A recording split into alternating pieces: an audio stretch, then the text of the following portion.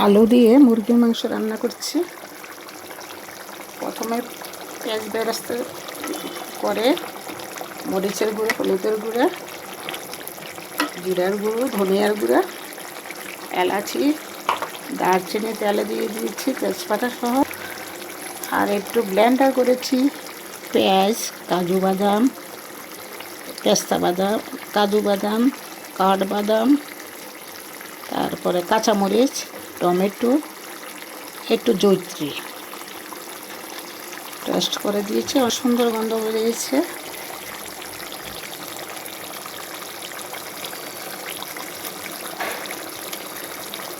একটু লাল মরিচের গুঁড়োও দিয়েছি কালার হওয়ার জন্য।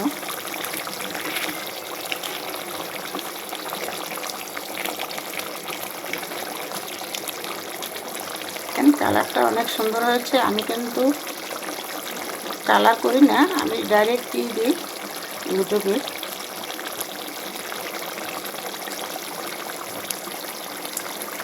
আমারটা অরিজিনাল কালার।